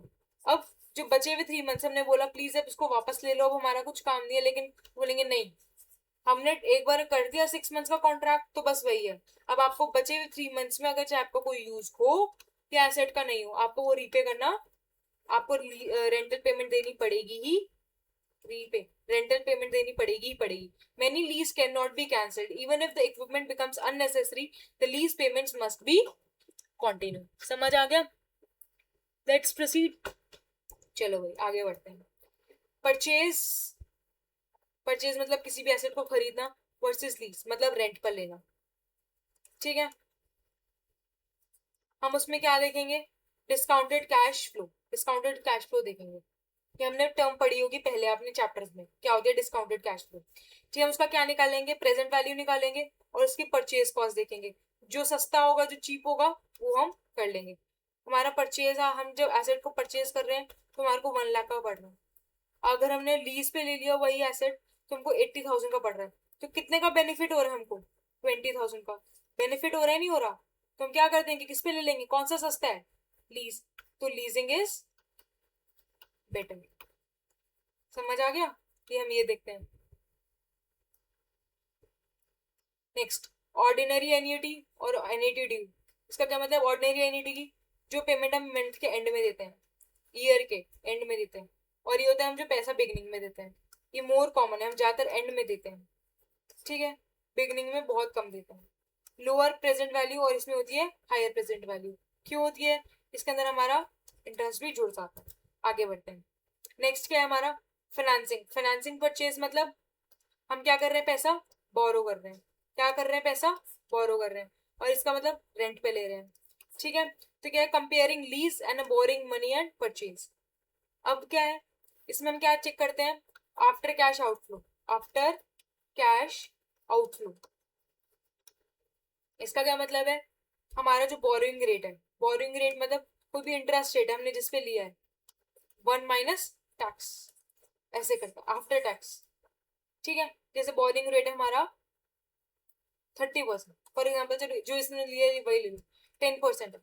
अब हमको लेना आफ्टर टैक्स, मतलब टैक्स रेट उसमें से माइनस कर, कितना होगा हमारा 7%, ठीक है। तो discounted rate after boring price को जो boring rate into 1 - tax rate. Loan का इंटरेस्ट हमको इतने भी मिलेगा, टैक्स है उसमें 30%, तो आफ्टर बोरिंग कितना होगा, माइनस कर। आगे बढ़े। नेट एडवांटेज ऑफ लीजिंग क्या होता है, ये हमको वो कॉन्सेप्ट बताता है कि हमारा जो लीजिंग है, जब हम एसेट को लीज करते हैं वो हमारे लिए बेटर है देन उसको परचेज करना, देन परचेजिंग, ठीक है। नेट एडवांटेज ऑफ लीजिंग क्या है, is a capital budgeting concept used to determine whether the leasing asset is financially better in than buying। उस एसेट को खरीदने से अच्छा हमारा बेटर कौन सा है, लीज करना, लीज पे लेना एसेट को। It compares the total benefit of leasing without with the total cost of leasing after considering the tax. Main इस चीज में क्या है, हम टैक्स को कंसिडर करते हैं, ठीक है। Finances cost and time value of money, हम क्या निकालते हैं, प्रेजेंट वैल्यू निकालते हैं, डिस्काउंटेड कैश फ्लोज निकालते हैं, याद है ना हमें। जैसे हम देखते हैं 1/1.1 इज इक्वल टू 0.909, है ना, 1.1 इज इक्वल टू 0.729, 821 कुछ ऐसा होता है, 821 कुछ समथिंग होता है, फिर ये थर्ड को, तो इसको बोलते हैं टाइम वैल्यू को कंसिडर करके, फाइनेंस कॉस्ट, रोटेशन कॉस्ट वगैरह को कंसिडर करके, टैक्स वगैरह को कंसिडर करके जो बेनिफिट आता है उससे डिसाइड करते हैं कि हमारा लीजिंग बेटर है या फिर परचेजिंग। देखो, net assets, net advantage of leasing क्या है, cost of buying minus cost present value of purchasing. अगर ये पॉजिटिव है तो क्या ज्यादा है, हमको एसेट लीज करनी है, जैसे कैसे सुनो,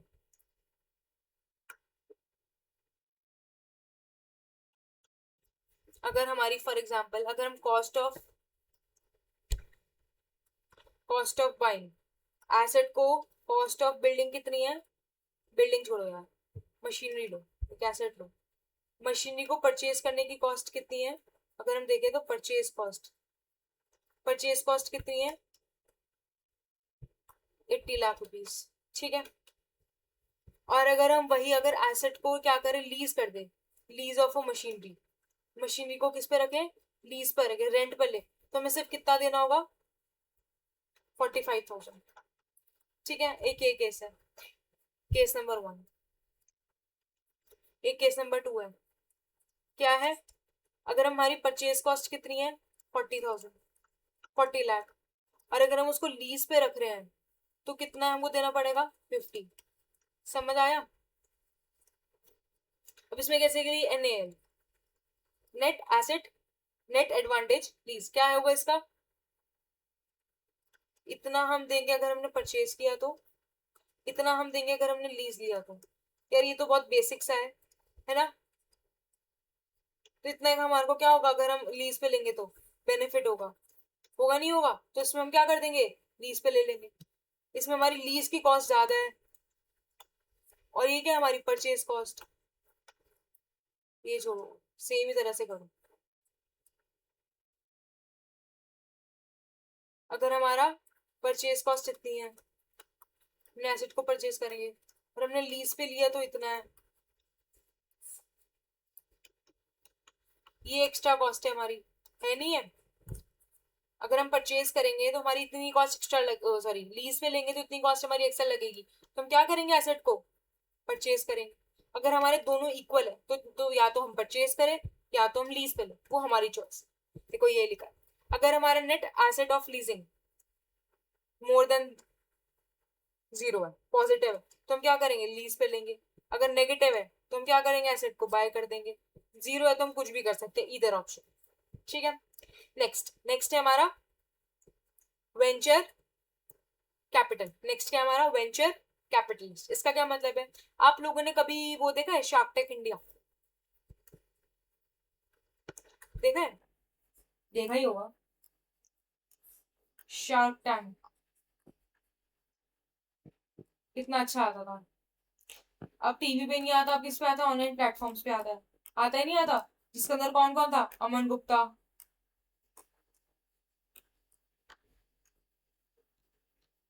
पीयूष बंसल, इस बोट का,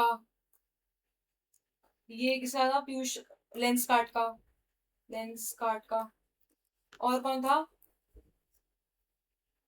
अनुपम अनुपम अनुपम अनुपम मित्तल था ना, एक नमिता भी थी, और ऐसे करके और भी थे। ये किसका था अनुपम, मतलब शादी.com का।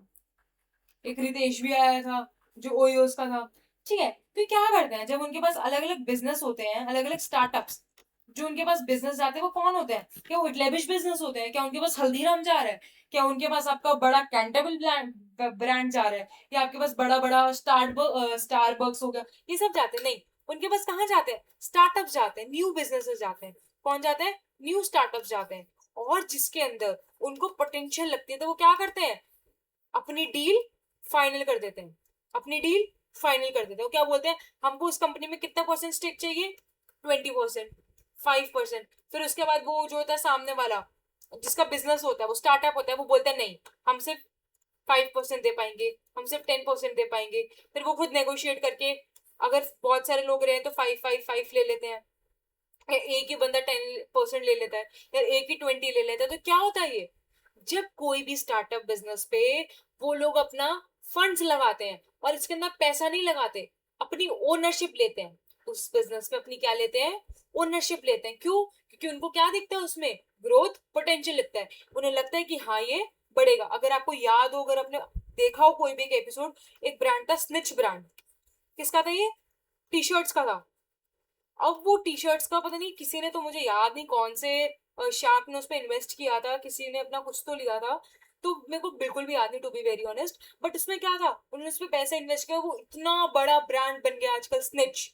स्टार्टिंग में तो इतने गूगल वो इंस्टाग्राम पे ऐड आते थे इसके, इतने इंस्टाग्राम पे ऐड आते थे। इसी को बोलते हैं venture capital.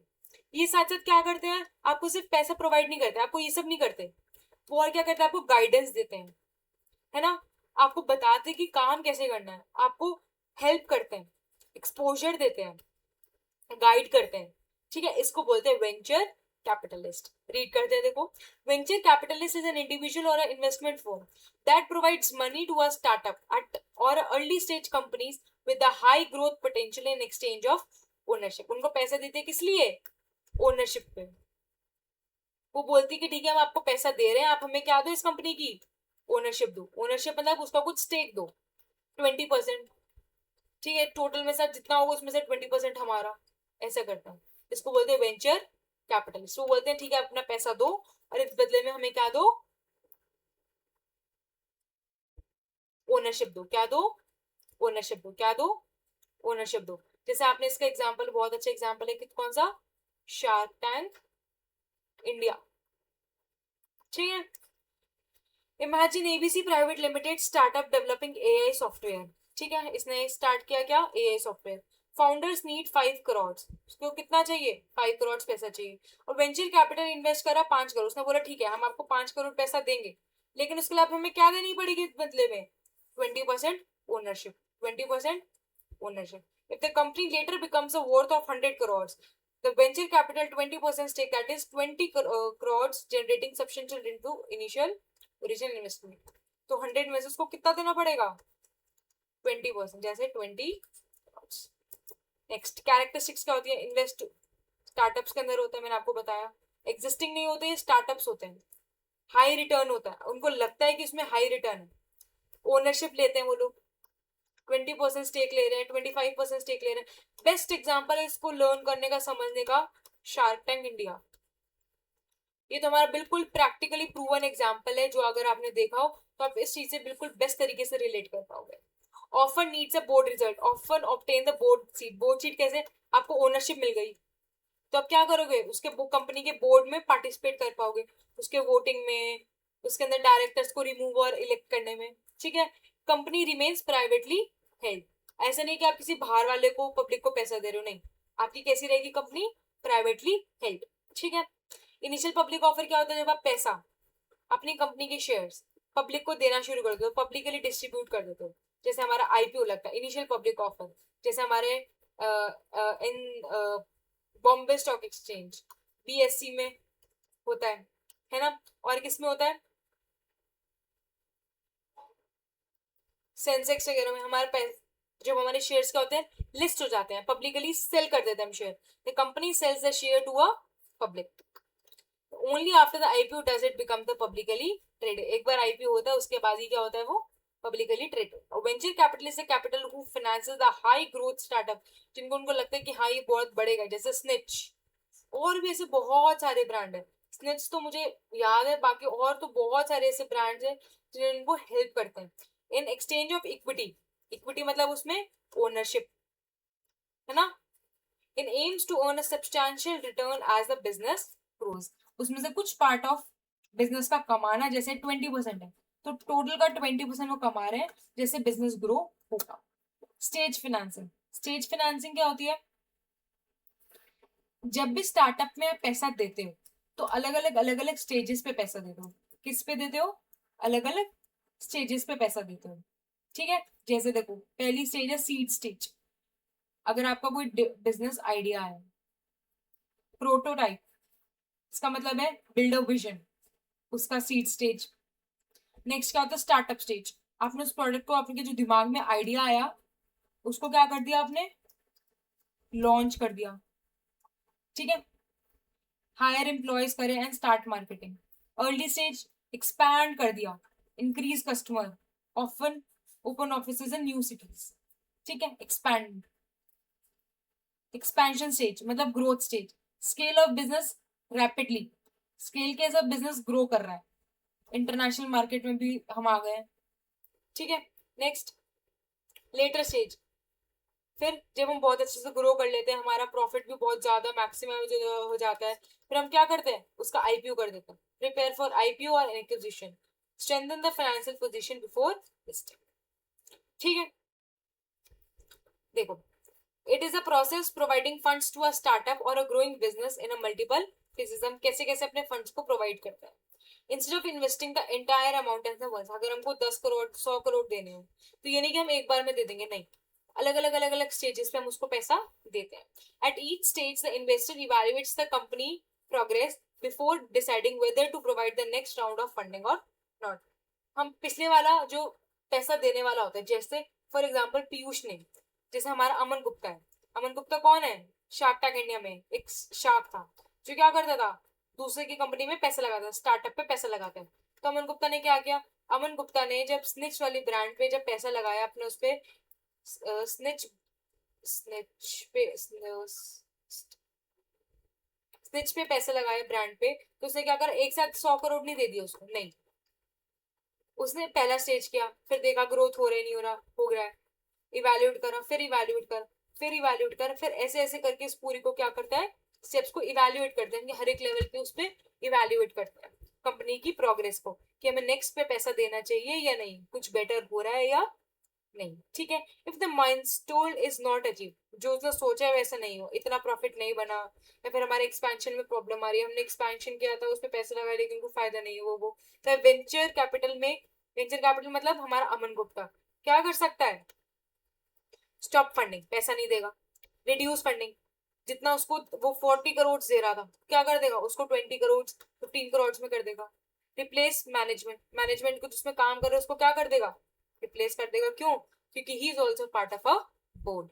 Venture capitalist are active investors, ये बहुत इंपॉर्टेंट है, क्या है ये, एक्टिव इन्वेस्टर्स होते हैं। इसका क्या मतलब होता है,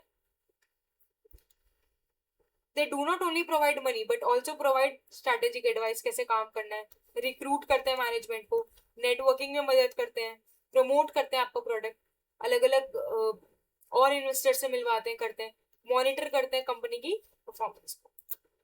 डिसएडवांटेज क्या है, एक्सपेंसिव होता है, ओनर्स को अपनी, मैंने अपने स्टार्टअप शुरू किया है अनुषा लिमिटेड, ठीक है, इसके अंदर मैं चॉकलेट्स बेचती हूँ, मेरे पास पैसा नहीं है, मैंने स्टार्टअप के लिए अमन गुप्ता से पैसा मांगा, उसने मेरे से ले लिया। पहले मैं पूरी इसकी मालकिन थी, पहले मैं इसकी पूरी की ओनर थी, उसने बोला मुझे 20% चाहिए, अब मेरा सिर्फ कितना बचेगा, सिर्फ इतना सा बचेगा, तो क्या देना होगा आपको, ओनरशिप गिव अप करनी पड़ती है। The company become successful, working capital share become the extremely valuable, ठीक है। फॉर एग्जाम्पल तो फाउंडर ओनर, जो फाउंडर है वो क्या है, मैं हूँ फाउंडर, मैं 100% ओनर, अगर मेरे से अमन गुप्ता ने कितना परसेंट ले लिया, 30% ले लिया, the founder ownership falls to 70, ठीक है। पहले मेरे पास थी पूरी 100, अगर मैंने अमन गुप्ता को दे दी 30, तो मेरे पास कितनी बचेगी, ये मेरे पास है, ये किसके पास होगी, अमन गुप्ता के पास, ठीक है, समझ आ गया। अब हमने 3 चीज इस टॉपिक में पढ़ी, पहला था बैंक लोन, कमर्शियल बैंक से हम लोन लेते हैं, हम रेंट पे अपने एसेट को करते हैं लीज फाइनेंसिंग। नेक्स्ट होता है वेंचर कैपिटल, जो पैसा हम कहाँ से लेते हैं, स्टार्टअप से, स्टार्टअप के लिए पैसा इंडिविजुअली और एक फर्म्स कंपनीज पैसा इन्वेस्ट करती हैं। मीनिंग देखो, समझो उसको, जो ना समझ आए वो मेरे से पूछना, ठीक है, रीड करो उसको।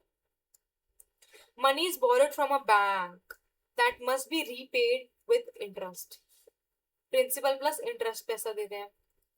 लीजिंग क्या होता है, is an agreement to use an asset by paying a periodic lease rental without immediately owing it, हम उसको पूरा, वो हमारी बिल्डिंग नहीं होती, होती किसी और को, लेकिन हम उसको क्या करते हैं, यूज करते हैं।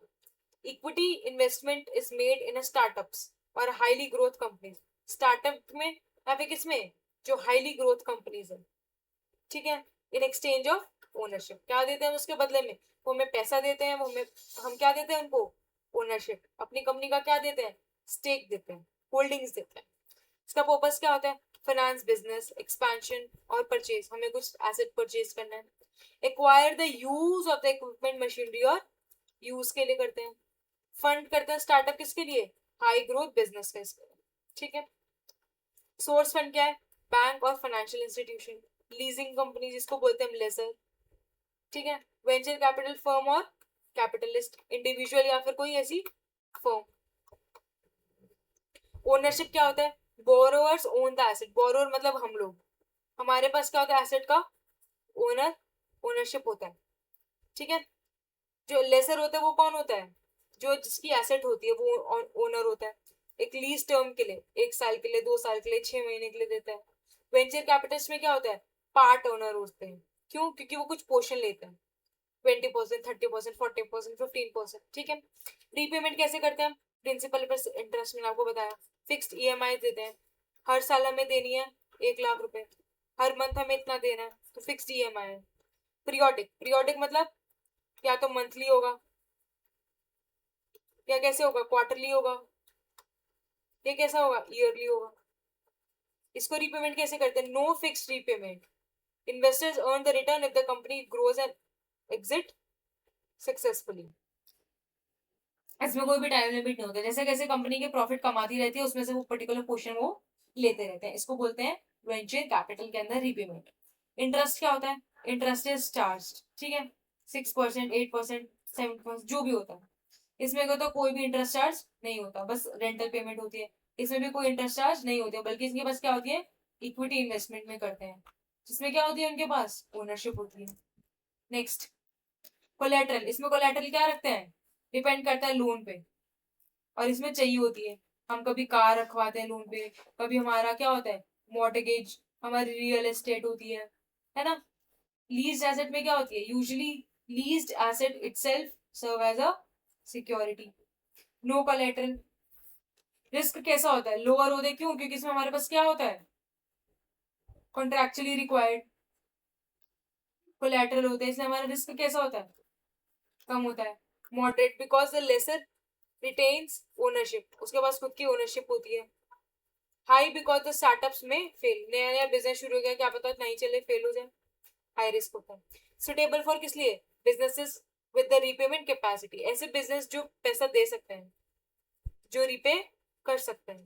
बिजनेस नीड एक्सपेंसिव एसेट, जैसे मैंने आपको बताया चॉकलेट बिजनेस स्टार्ट करना है, उसके लिए आपको कितने की मशीन चाहिए, 2 करोड़ की मशीन चाहिए, और आप उसको नहीं ले सकते हो हेवी मशीन लेने के लिए।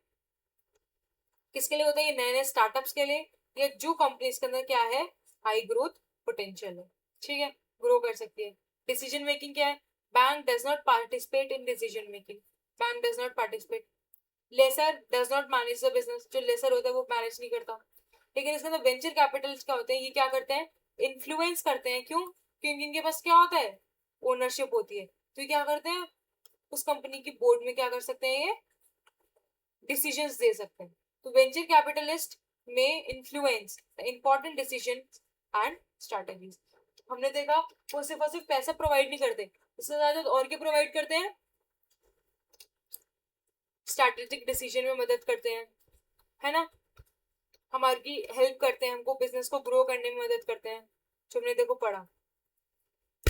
रिक्रूट करने में, एडवाइस देते हैं, नेटवर्किंग में, मॉनिटर करते हैं हमारी परफॉर्मेंस को। समझ आ गया? With this we have completed our revision. With this we have completed our first revision for raising capital in privately held companies, जिसमें हमने पढ़ा, क्या पढ़ा, रिटेन्ड अर्निंग्स का पढ़ा। अपना ही प्रॉफिट होता है, उसको डिस्ट्रीब्यूट नहीं करती है, बल्कि उसी पैसे को लगा देती है किसमें, एक्सपेंशन में। ये पढ़ा हमने रिटेनर, जो हमारे पास पैसा है उसको। कमर्शियल बैंक्स के हमने 2 पढ़ा, एक तो कोलैटरल रख के करते हैं, और दूसरा बिजनेस लोन के लिए लेते हैं, और बिजनेस लोन के लिए लेते हैं। फिर दूसरा फिर हमने पढ़ा रियल एस्टेट। रियल एस्टेट में क्या करते हैं वो लोग, रियल एस्टेट के लिए लोन लेते हैं, ठीक है। लीज फाइनेंसिंग में क्या करते हैं, रेंट पर लेते हैं फॉर द शॉर्ट पीरियड, ये होता है for the short period of time, है ना, उसके लिए पैसा लेते हैं, उसमें हम क्या करते हैं, रेंटल पेमेंट करते हैं पीरियोडिकली, इंटरवल्स पे। फिर नेक्स्ट पर हमने वेंचर कैपिटलिस्ट, जो भी हमारा क्या होता है, स्टार्टअप्स होते हैं, क्या होते हैं हमारे, स्टार्टअप्स होते हैं, या फिर जो बिजनेसेस होते हैं जिनके अंदर क्या होता है, ग्रोइंग पोटेंशियल, क्या होता है, ग्रोइंग पोटेंशियल होता है, उसके अंदर लोग क्या करते हैं, फर्म या फिर इंडिविजुअल क्या करते हैं, उसमें इन्वेस्ट करते हैं, वो अपना पैसा देते हैं किसके बदले में, ओनरशिप के बदले में, स्टेक के बदले में। अगर आप हमको इतना पैसा दोगे, अगर हम आपको इतना पैसा दे रहे हैं, तो हमें उस कंपनी में क्या चाहिए, ओनरशिप चाहिए। So with this we have completed our revision किसका, raising capital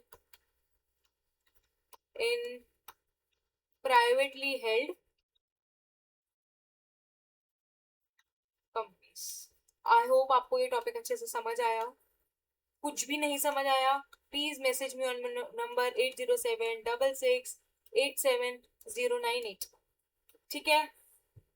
I am adding, और क्या कहते हैं, I am adding the Telegram group का लिंक, ठीक है, टेलीग्राम का link in the description box. उसके अंदर टेलीग्राम ग्रुप को ऐड करो, ज्वाइन करो। उसके अंदर मैं डेली एमसीक्यूज पोस्ट करूंगी इन अ पोल, उसको आंसर करो, जिससे डेली डेली थोड़ी थोड़ी एमसीक्यू की प्रैक्टिस होती रहेगी। मैं जितने भी एमसीक्यू पोस्ट करूंगी उसको पढ़ना, उसमें कुछ भी डाउट हो वो पूछना, आपको पता चल जाएगा कि आपका कैसे प्रिपरेशन जा रही है। अच्छे से प्रिपरेशन करो, अच्छे से प्रिपेयर करो, कुछ भी डाउट है मुझे मैसेज करो, ठीक है। तो मिलते हैं नेक्स्ट वीडियो में, in the next revision video. Tata, bye bye, happy learning.